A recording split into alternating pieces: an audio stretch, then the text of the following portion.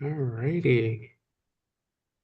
So it is officially 11 a.m., so I will go ahead and get started. Welcome, everyone, to our special program today, Healthy Habits for a Healthy Brain. My name is Jun Her. I'm one of the program managers here at the Alzheimer Association, New York City chapter.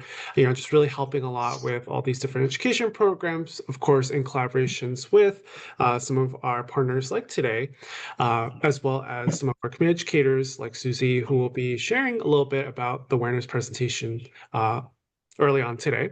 Just a few housekeeping, I guess, rules that we want to keep. If you do have any questions, we do ask that, because our time is limited, that we'll save all of them till the end. So feel free to put them in the chat, which I'm actually going to send the resources in the chat for you to help locate where the chat will be. Feel free to put the questions there. Or you can, of course, unmute your mic at the end of today's program to ask any questions during our Q&A session. I will also ask that we do keep our mics muted as we go on through the program, just to limit any distractions for those who might need full attention, and also just to make sure that we don't that we're having the best flow as possible. So I will be doing that as well. All right. So while I get this slide set up, Susie, do you want to quickly introduce yourself for the awareness presentation? Yes. So, hi everyone. Thank you all for joining us today. My name is Susie, and I am a volunteer here at Alzheimer's Association, New York City chapter, and I will be going over the awareness presentation today. Yeah. All right. So let's talk a little bit about the impact of Alzheimer's and dementia in our communities. So, first, we're going to take a moment to look at the 2024 Alzheimer's disease facts and figures and consider how widespread the impact of Alzheimer's disease and dementia can be. So, in our community, Alzheimer's and dementia have affected many of us, but worldwide, the numbers are staggering, and we can see that over 7 million Americans are living with Alzheimer's, and nearly 12 million are providing unpaid care for people living with the disease. And Alzheimer's is one of the costliest conditions to society. And if left unchecked, it will actually destroy our finances, our families, and our futures. And to find out more information, you could also find a full 2025 report at alz.org/facts. All right, so moving on, and just to make sure that we're all on the same page with the important definitions, our mission references Alzheimer's and dementia. And so let me tell you a little bit about dementia and Alzheimer's. So dementia, as you can see here, is a general term for loss of memory, loss of thinking, loss of language, problem solving, and other abilities that are severe enough to interfere with daily life. And Alzheimer's is the most common cause of dementia. And dementia is not a single disease. It's an overall term like heart disease, and it covers a wide range of specific medical conditions, including Alzheimer's disease. Dementia-related changes trigger a decline in thinking skills, also known as cognitive abilities. Um, it's severe enough to impair daily life and independent function, and they also affect behavior, feelings, and relationships. And Alzheimer's disease accounts for about 60 to 80% of the dementia cases. All right. So let's talk about the populations that are at higher risk. In some communities, the risk of Alzheimer's is even greater. Studies show that Black Americans are twice as likely as white Americans to develop Alzheimer's, and Hispanic Americans are 1.5 times more likely than non-Hispanic white Americans to develop the disease.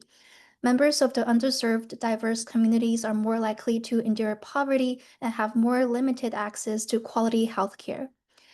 And Alzheimer's also has a disproportionate impact on women. So in the US, more than 11 million women are either living with Alzheimer's or caring for someone who has it. And almost 2/3 of Americans living with Alzheimer's are women. At the Alzheimer's Association, we believe that diverse um, perspectives are critical to achieving health equity, and we're committed to engaging underrepresented and underserved communities and responding with resources and education to address the disproportionate impact of Alzheimer's and dementia. Okay, so let's move on to talk about the impact of Alzheimer's on its caregivers. So, adult children and spouses of people living with dementia also often serve as primary caregivers, and it can be really challenging for all family members to accept changes in their roles and responsibilities. So, the demands of caregiving can limit a caregiver's ability to take care of themselves. Family caregivers of people with Alzheimer's and related dementias are at greater risk for anxiety, depression, and poorer quality of life than caregivers of people with other conditions. And in addition, the lifetime cost of care for individuals with Alzheimer's is more than twice the amount incurred by individuals without Alzheimer's. All right. And let's talk about the importance of early detection. So, if you've noticed any of the warning signs of Alzheimer's disease in yourself or someone you know, please schedule an appointment with your doctor. The earlier someone is diagnosed, the more treatment options may be available. And some medications are only effective in the early stages of the disease. So, it's very important to get diagnosed early. And in addition, when caught early, some lifestyle changes such as controlling blood pressure, stopping smoking, participating in exercise, and staying mentally and socially active, these are very, very helpful in terms of preserving cognitive function. And receiving an early Alzheimer's diagnosis may also help lessen anxieties about why someone is experiencing symptoms. And with early detection, families also have the opportunity to maximize time together and access resources and support programs. And so, in addition to the exciting advancements in treatment, there is more research every day about the importance of brain health to reduce the risk of Alzheimer's disease and dementia. So, there are several risk factors for cognitive decline and dementia. Some of them, such as age, this is something that we can control. Research is still evolving, but evidence is strong that people can reduce their risk of cognitive decline by making key lifestyle changes, such as participating in regular physical activity, staying socially engaged, and maintaining good heart health. And when possible, please combine all of these habits to achieve maximum benefits for the brain and body. And please start now, and it's never too late or too early to incorporate healthy habits. So these are the 10 healthy habits that are good for our brain health. While we will be hearing more from our expert, Dr. Emily Johnston, today, I wanted to highlight our alz.org/healthy habits to learn more. And fortunately, the Alzheimer's Association is leading the way to end Alzheimer's and all other dementia around the world and in our community. So, by accelerating global research, driving risk reduction and early detection, and maximizing quality care and support. All right, so these are some of the wonderful resources and support we have here at Alzheimer's Association.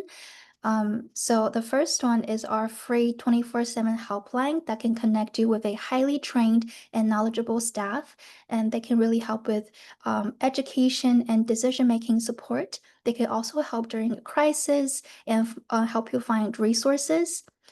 So master's level clinicians are available all day and night. They can give detailed care consultations, a free of charge care navigation service, and you can also use it at any stage of the disease. So please utilize the helpline.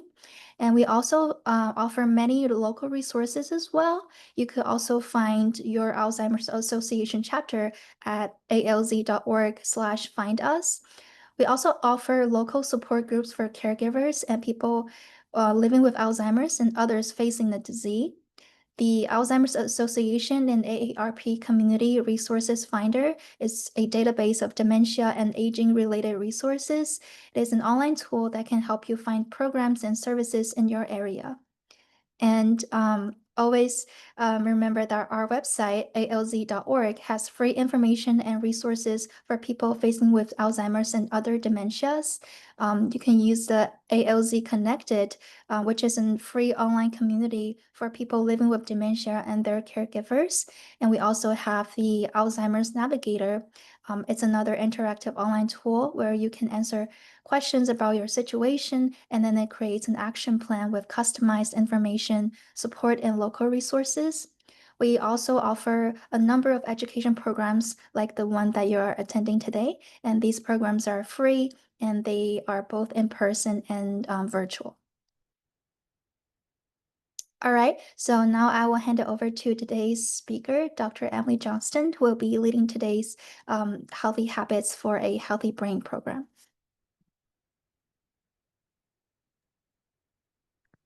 Thank you so much, June and Susie, for sharing these great resources and facts and for setting the stage for today's presentation. All right, so today we are going to be discussing healthy habits for a healthy brain. I am very delighted to share this information with you. I have some slides to go through, and then I left plenty of time for questions at the end. So just a bit of background on myself so you know that the information is coming from a reputable source. I tell you all of this because nutrition is a science and many people without training are also giving nutrition advice. So I am a registered dietitian and a certified diabetes care and education specialist. And I have taught nutrition and culinary medicine. And now I run a research study at the NYU Alzheimer's Disease Research Center investigating the role of diet in dementia prevention. Today, I will focus on diet, but I'll also mention other areas of lifestyle that are important to preserving a healthy brain. So just first, a disclaimer, while I am a dietitian, I am not your dietitian, so I do advise you to speak with a healthcare professional and a dietitian if you're able to personalize this general information. All right, so today, the title of the talk today is Healthy Habits for a Healthy Brain. So what is brain health? Brain health refers to how well a person's brain functions across several areas, as you can see on this slide. And there are many things that influence brain health, including age-related changes in the brain, injuries, mood disorders, substance use, diseases such as Alzheimer's, of course, and there are also many strategies to preserve brain health. And healthy habits can prevent or delay many diseases and can help protect the brain or preserve brain health. So while we're here today to focus on brain health, I want to share a look at all of these leading chronic diseases in the US. As you can see, Alzheimer's disease is among them, along with heart disease, diabetes, and stroke. They share many risk factors, and also many of the same lifestyle interventions can help prevent or manage many of these conditions. So you'll see some parallels to healthy eating and lifestyle recommendations that you may have heard for heart health or diabetes prevention in the slides that I will share with you today. But there are some measures specific to Alzheimer's disease risk reduction that we'll discuss as well. So Susie gave a great overview, so I won't spend too much time here, but I just wanted to make sure we're all on the same page here by saying Alzheimer's is a brain disease that causes problems with memory, thinking, and behavior. And although there are other causes of dementia as well, Alzheimer's is a leading cause of dementia. And of course, I reiterate that there's some great resources on Alzheimer's Association website to learn more about stages, symptoms, and diagnosis of Alzheimer's disease. So these are the leading risk factors for many chronic conditions. And again, they are from heart disease to Alzheimer's disease. So all of these, age, family history, education, certain things that aren't so modifiable, and then nutrition, physical activity, alcohol, and tobacco use that are modifiable. And of course, this leaves out sleep and stress management, but those are also really important to your overall health and disease prevention as well. And again, today we're going to focus on nutrition. So healthy lifestyles can prevent some dementias. They can do this directly by protecting the brain, for example, reducing inflammation, or indirectly by helping to prevent or manage conditions that increase risk of dementia, like hypertension or high blood pressure. Dietary changes can help reduce blood pressure. planning a healthy diet with good meal timing is conducive to a good sleep schedule. Eating a healthy diet, again, directly can influence risk and reduce risk, but also thinking about ways that you can incorporate physical activity. So maybe you can walk to a restaurant or invite friends or family over for dinner so that you have connection with family and friends, and that includes food as well. Take a bike ride that ends in a picnic that you've packed that has healthy foods. And don't let cooking stress you out. Keep it simple so you have plenty of time to exercise and sleep. Because I think nutrition can be confusing, we're going to spend most of our time here. There was a survey done a few years ago that showed that half of people who were polled thought it was easier to do their taxes than to figure out how to eat healthfully. And as someone who dreads doing their taxes, this really surprised me. And so the goal of my presentation is really to help break it down to make it simpler, at least simpler than doing your taxes. And so I'm going to give you some practical, useful information today. So we're going to focus on the MIND diet. I suspect some of you have heard of this already. It's a rather long name. It's the Mediterranean DASH, and DASH stands for Dietary Approaches to Stop Hypertension Diet Intervention for Neurodegenerative Delay. So it's a combination of the Mediterranean diet and DASH diet, which are on their own disease risk reducing dietary patterns. So the MIND diet is made up of foods that are believed to protect the brain by reducing oxidative stress and inflammation. And studies have shown lower rates of Alzheimer's disease in people with higher MIND diet scores. And they even found a lower cognitive age in people that had high adherence to the MIND diet. So although the aim of the MIND diet is to protect the brain, it also may have benefits for heart health, diabetes, and certain cancers because it includes components of the Mediterranean and DASH diets, which have been studied and known to lower risk of these diseases. So the MIND diet, better cognitive functioning, higher memory scores later in life, slower rate of cognitive decline, and lower odds of developing cognitive impairment. And these are all things that have been shown in studies of the MIND diet. So here's a quick overview. The MIND diet recommends lots of berries, green vegetables, and healthy fats, and lower intake of animal products, sweets, and fried foods. So I had a wonderful medical student working with me on this research project this summer, and she created this MIND diet graphic. But we're going to go through each component of the MIND diet and talk about simple ways to integrate the foods and components into your diet. And the great news is that everything we're going to talk about is delicious. So I'm going to walk you through some easy ways to increase your MIND diet score, but there's no need to overhaul everything overnight. You can change a few meals or snacks and really make a big difference. So we're going to first talk about things we can eat more of. So start by adding these things to your diet. The first is whole grains. Most people don't eat enough whole grains. So if you want to think about this by starting off your day, we could say you can have a serving of old-fashioned oats. These are pretty quick to make at home on the stove or in the microwave. And a serving is 1 cup cooked or a half a cup dry. You can also include brown rice, quinoa, barley, farro, and other whole grains into your diet as well. Also, just some whole grain bread, really great option. So the next item to include is a vegetable. So we're going to talk about and even focus a bit on green leafy vegetables, but this section is anything other than green. So focusing on orange, red, yellow, and even purple vegetables. So think about carrots, squash, broccoli, obviously peppers, tomatoes. People think about carrots as being high in beta carotene, and that's a brain healthy food, and it's called a carotenoid. Carotenoids help protect your brain and your heart. And so these deeply pigmented, beautiful, bright fruits and vegetables are really high in those protective compounds. So we want to make sure we eat more of those. So my suggestion here is have a side of sliced peppers with your lunch, or throw in some peppers to saute and make a nice, very fragrant, very beautiful side dish for your dinner. And a serving of vegetables is usually a half cup raw or, 1 cup raw or a half a cup cooked, because they shrink when you cook them. Their water comes out, so they get a bit smaller. So make sure that you're eating enough of these. And the next one is green leafy vegetables. So we're aiming for at least 6 servings per week of green leafy vegetables. So that could be kale, collard greens, spinach.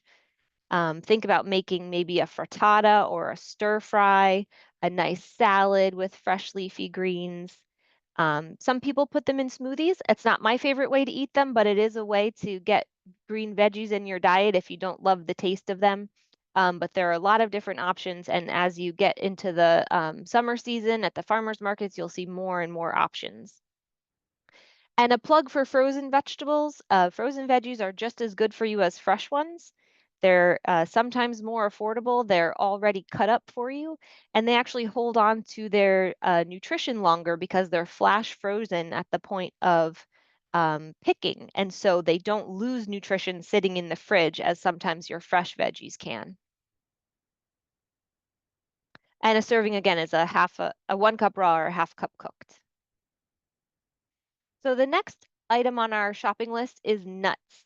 So we're looking for 5 or more servings per week of nuts. You could have afternoon snack of peanuts, build your own trail mix, make a little snack board with some dried fruit and nuts for your evening snack when you get home from work. And try to aim for unsalted or less salt, and try not to eat too many chocolate covered or candied because these don't have the same health benefits as the original. And another quick way to add some nuts is add slivered almonds to your morning oatmeal. A quick note, a serving of nuts is about a 1/4 cup or a handful. So this is something that you don't want to overdo, but you do want to eat frequently. All right, so the next one is berries.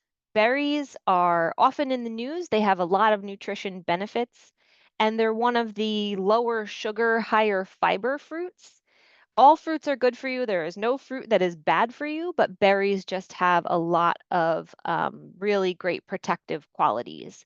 So aim for 2 or more servings per week of berries. And frozen berries are also a great option, especially if you're going to maybe put them in your oatmeal. You won't even notice if the change in sort of texture if you include them in your oatmeal. So um, a 1/2 cup per serving, or at least 1 cup per week of berries is the goal. And if you have some oatmeal for breakfast with nuts and berries, you can check off 3 Mayan diet components before noon. All right, so now we're moving on to beans. So make a pot of vegetarian chili or have some edamame as a snack, or throw some nice cooked lentils into a bolognese sauce. Try lentils in soup and pasta dishes. And tofu is also a great option. So you could make a burrito bowl or some tacos at home. Beans are prevalent in pretty much every cuisine, so there's always a way to enjoy beans. And a serving of beans is about a 1/2 cup, so aim for these at least 4 times a week. And you can indeed eat 4 servings at once, but this can cause a little gastric distress. So we always suggest starting slow if you're not eating a lot of beans and adding to that.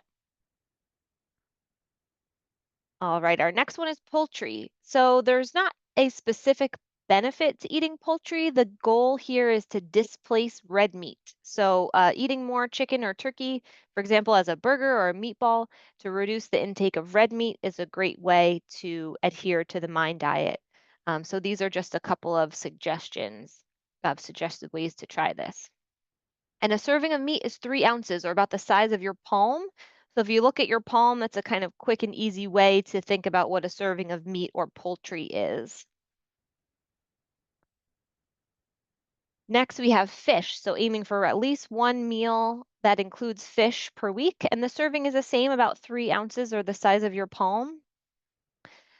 So there are lots of great affordable ways to eat fish. I'm highlighting canned fish here because it's a great source of omega-3s, especially canned salmon. It's shelf stable and it's very affordable. So you can make salmon burgers, tuna or salmon salad. Of course, getting a piece of fish at the fish market or your grocery store and grilling, sautéing, or roasting is another great option. You'll have more omega-3s in something like salmon or tuna. That's a bit more fatty, but there are lots of great options for eating fish. And so you can also mix it up and try different things when you see what's sort of on special at the market. And if you had, for example, a tuna fish sandwich with olive oil on whole grain bread for lunch, you would have 3 Mind Diet components there. And similarly to meat and poultry, a serving is about 3 ounces. All right, so next is olive oil. So using olive oil as your main fat. So that means using olive oil more than butter or cream or other sources. A great way to incorporate olive oil is to make your own dressing, make your own salad dressing or marinade. A lot of store-bought marinades and dressings are very high in sodium and sugar. So you can make your own with lemon juice and olive oil and Dijon mustard and fresh herbs and spices and garlic. There are many recipes available online for whatever your taste is, but trying to do it at home will save you money as well as sodium and sugar. And of course, including lots of fresh and dried herbs. A serving of olive oil is only 1 tablespoon. So when you see on cooking shows the chef just doing this with the olive oil, that's going to be giving you a lot more than 1 serving. So you don't have to measure every single time, but if you haven't measured your olive oil, I recommend getting a tablespoon out to familiarize yourself with what a serving looks like. All right, now on to the foods to limit. So the goal is less than 5 servings per week of pastries and sweets. So that's cakes, cookies, candy bars, things like that. And it does also include ice cream, I'm sorry to say. So thinking about your intake of sweets, if you're looking for something sweet, try, for example, some dried figs. Dried figs and dates are very naturally sweet. They don't have added sugar, but they can satisfy that sweet tooth, or a piece of dark chocolate. You could also try, for example, a bowl of fruit with cinnamon, maybe some shredded coconut, and a drizzle of honey. You would add much less honey to your fresh fruit than the sugar you would be getting in a candy bar or a bowl of ice cream. So you don't have to avoid something sweet. You can try something more naturally sweet, or just eat sweets less frequently and in smaller portions. So I can't give you an exact portion size here because it depends on the product, but check the label if you're looking for something sweet. All right, next we have red meat. So the goal is less than 4 servings per week of red meat, including beef, pork, lamb, and products made from these meats. So it was hard for me to find a picture online of a 3 ounce serving of meat because they're rare. So 3 ounces is again about the size of your palm, but that's not the size you're going to get if you go out to a restaurant. You're going to get a much larger portion. So thinking about when you do eat red meat, eating smaller portions, maybe sharing the dish or saving some for leftovers, and also trying to do some meatless meals. You could add try a tofu stir fry or a veggie burger, a bean pasta, or you can use meat, but just use less. So if you would normally use a pound of meat in your spaghetti bolognese, maybe you would use a half a pound and mix in some beans or mushrooms, or tofu to give it that same sort of meaty texture and flavor, but with less actual meat. And a serving again is 3 ounces. All right, so the next one is cheese, and this one gives me a lot of raised eyebrows when I'm talking to people about this because the recommendation is less than 1 serving per week. And a serving of cheese is quite small. It's about 3 cheese cubes, if you can kind of tell the scale of this picture, or about 1 ounce. So if you look at your thumb, this one's a bit harder to visualize, but a serving is about the size of your thumb. 1 string cheese is 1 ounce of cheese, so it's really not very much. And part of the reason for that is cheese is high in saturated fat, and so that's why the serving is so small. It's true there are some benefits to cheese, but in terms of the Mind diet, the recommendation is to limit it to just 1 serving per week. Next, we have fried foods. So I don't think it will come as a surprise to anyone that fried foods are not recommended on a healthy dietary pattern. So the recommendation is just to eat them less frequently. Try not to fry at home, and when you go out to eat, if you do want to indulge in some French fries or something, share them or order the smallest portion you can. If you're home, try to avoid frying and try, for example, using an air fryer or roasting, grilling, baking, and trying other methods such as this. And of course, the serving again depends on the item, but again, if you're ordering, aim for the smallest size on the menu. All right, next is butter. So trying to limit butter to less than 1 tablespoon per day. That's stick butter or stick margarine or any of the tubs of butter or margarine.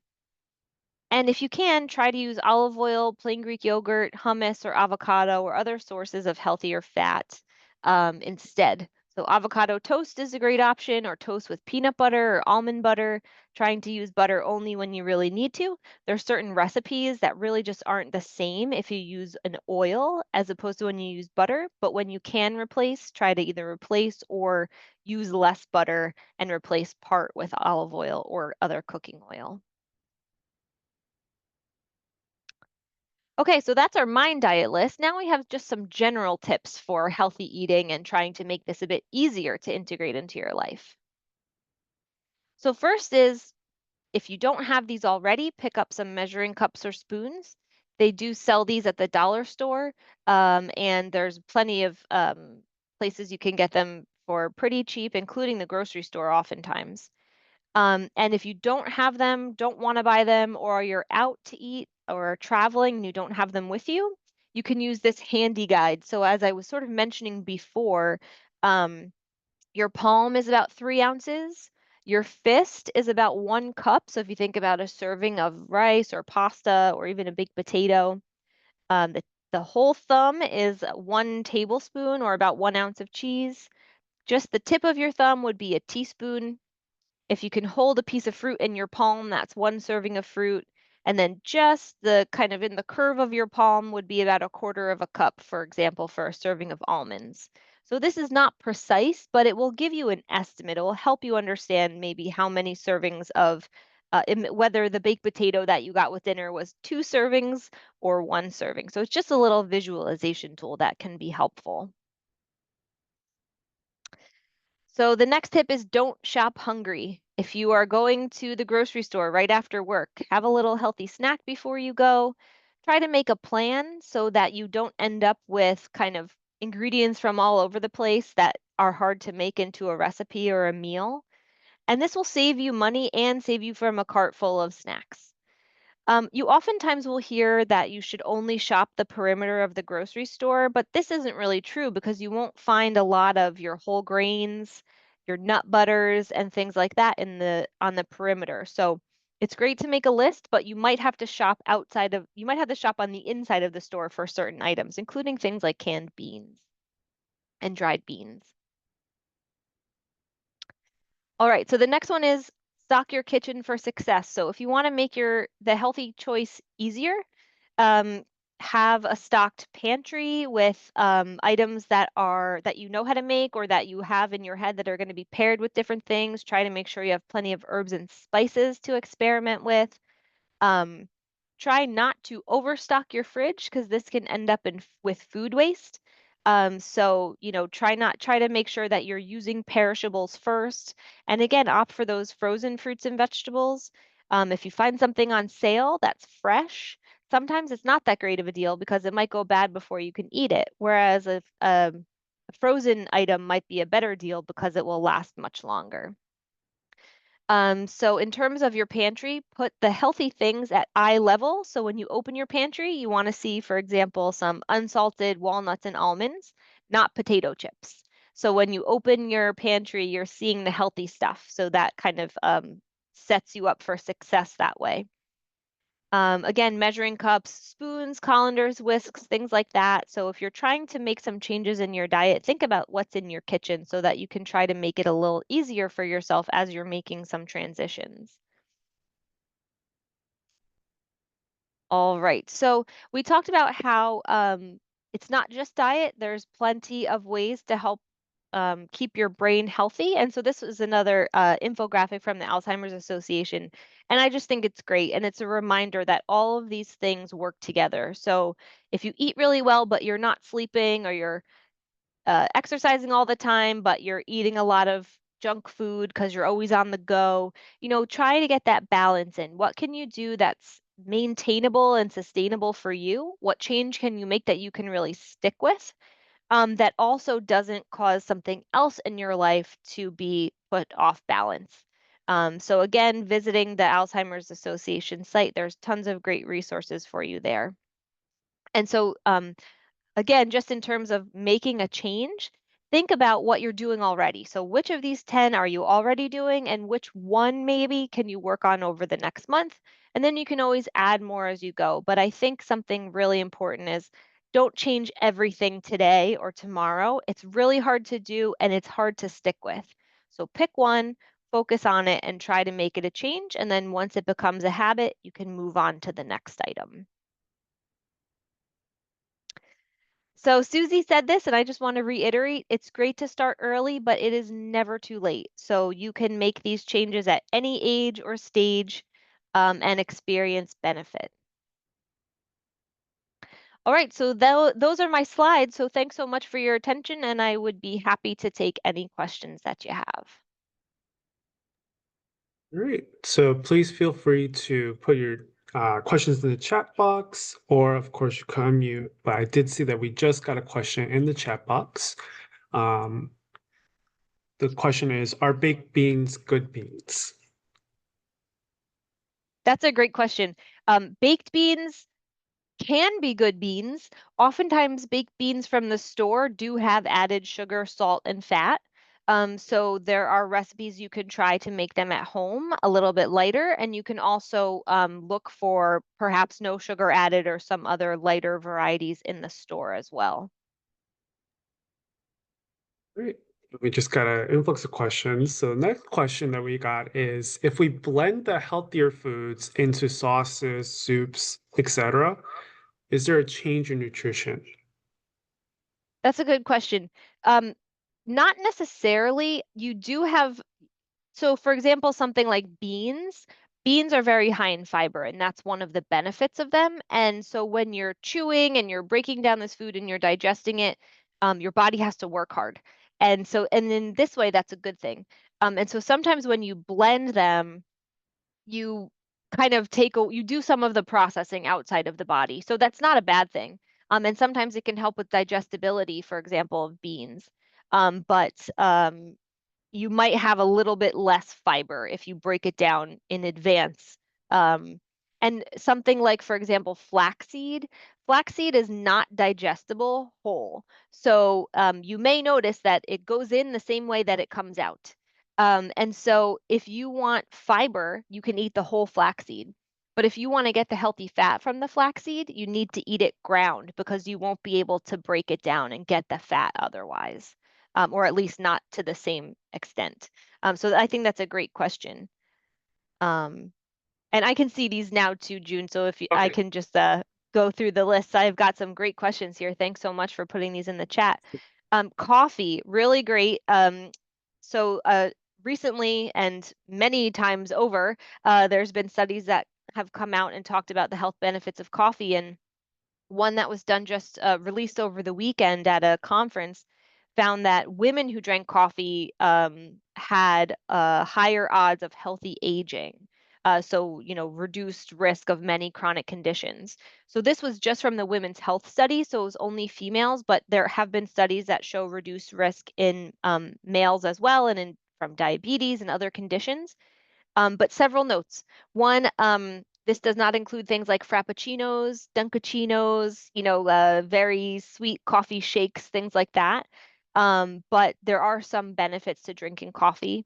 Um, Everyone's different. Some people have elevated blood pressure, heart rate, anxiety from drinking too much caffeine. So if you're not already drinking coffee, we don't recommend that you start.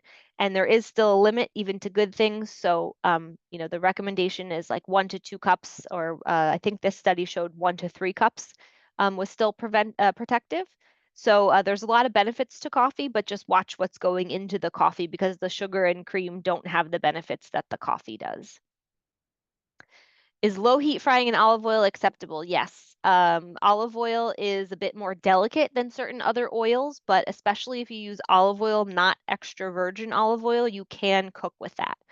Um, so I would say low heat frying, I'm thinking is kind of like sautéing. So just, being aware that you're keeping your temperature low. And just a note on cooking oil, try not to reuse the oil because that is not beneficial. So yes, you can use olive oil for cooking, don't reuse it. Is avocado oil good? So avocado oil is a high heat tolerant oil, so you can cook at higher temperatures. It does have a healthy fat breakdown. So yes, avocado oil is totally fine to use. Um, is intermittent fasting a good thing? Um, so intermittent fasting, there are many studies that show that it can be beneficial. The important thing I think to remember is that if you shrink your eating window during the day, what you eat becomes even more important. So I have encountered patients who were fasting but ate, for example, nothing but a bowl of mashed potatoes from the Whole Foods hot bar. And so, you don't want to compromise diet quality and the nutrients that you need by shrinking your eating window. So I think it's really important to still remember that what you eat is just as important as when you eat it. And so similarly, stopping eating at a certain time of day, this has really more to do with your schedule and your ability to sleep. Some people don't sleep as well if they eat right before bed. So I think that it's important to think about that. Some people recommend stopping eating like 2 or 3 hours before bedtime to help with sleep. Some people will feel indigestion or heartburn if they eat right before bed. So this is a personalized thing. And a lot of these questions and even what we talked about today, they're really individual. And so if you have a dietitian that you could speak with, then they can really guide you on what's the best, way forward for you. But in general, I think, it's it's a good idea to eat a few hours before bed because it can help you sleep better. I don't know too much about lion's mane mushroom. I would say that I really don't know enough to comment on it. I'm sorry. I know that there's lion's mane coffee that's supposed to help with alertness and things like that, but I'm really not aware of the evidence behind it, so I'm going to have to skip that one. I apologize. Cottage cheese is the next question. Is cottage cheese okay? We were talking about before the saturated fat in foods. So one of the reasons that butter and cheese are limited on the MIND diet is because of saturated fat. So cottage cheese is fermented. It has a lot of protein. It has a lot of great qualities. My recommendation would be to, of course, follow the serving size on the package and to look for reduced fat when possible. So full fat cottage cheese might be 4%, and so you can usually find 2 or 1% reduced fat cottage cheese. The ketogenic diet, it's very dependent upon the goals of the individual and the health status of the individual. But I will say that there are a few longevity studies with the ketogenic diet. So you have longevity data, so long, healthy lifespan with things like the Mediterranean diet and the DASH diet. And there are also more studies with the MIND diet showing long-term health, fewer related to the ketogenic diet. However, some people follow it for specific reasons, so I don't want to give a blanket comment on that, but it's not something I typically recommend unless there's a specific reason that that person needs to follow a ketogenic diet.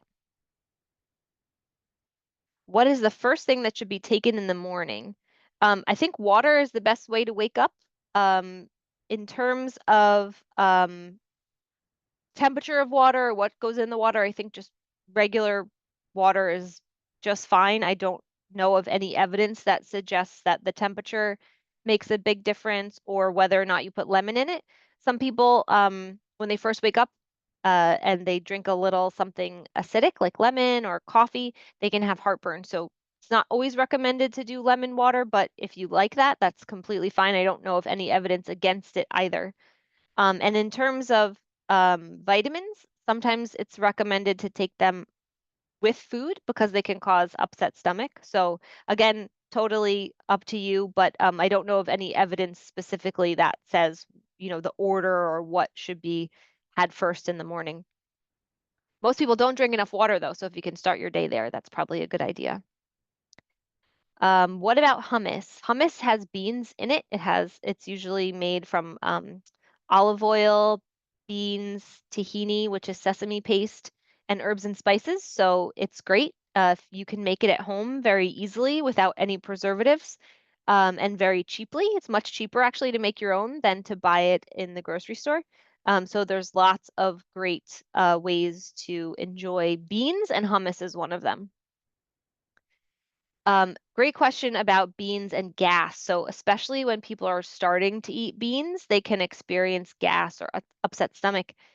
So the first thing is eat fewer beans. So if it's something that you are trying to incorporate into your diet and you haven't been eating beans, start small, add a tablespoon to your meal, or maybe, build up from there.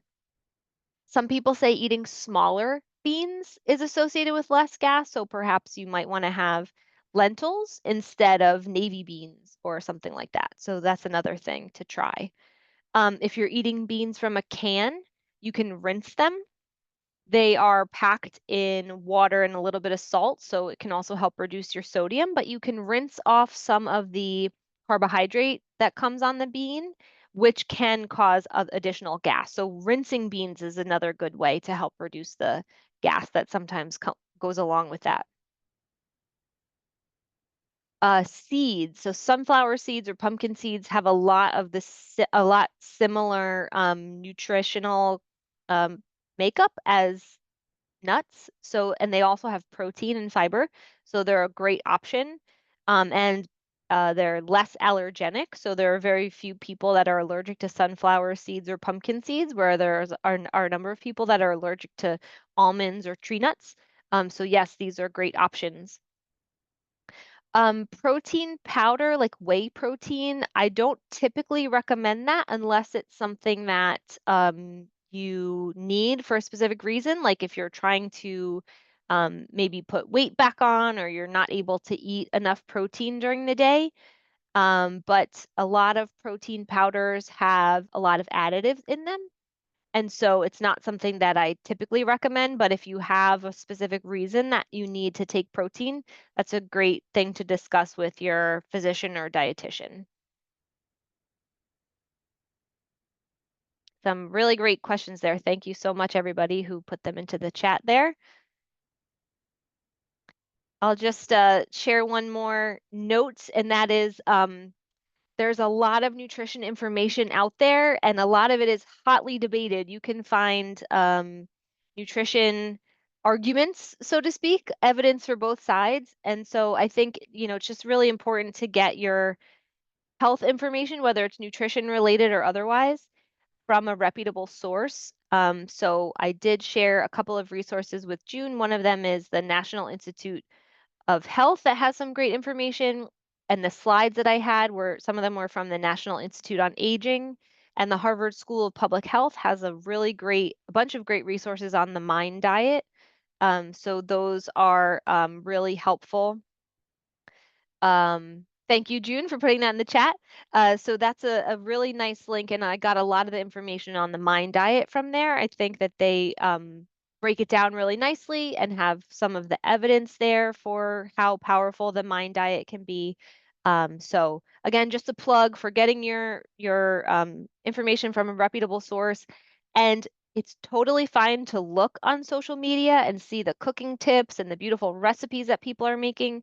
But if you see health or nutrition information there, check the source and try to find it somewhere else. Don't take that information just directly from social media, because it might just be a blogger, someone with lots of followers, but without training or understanding of the science. Well, thank you so much. It was a pleasure to be here, and I'm happy to be able to join the Alzheimer's Association to raise awareness of ways you can help keep your brain healthy in the long term. Thank you so much, Dr. Johnston. Sorry, one person also just private messaged me the question. I think it was supposed to be for you actually. Are there a number of additives or safe amounts rather?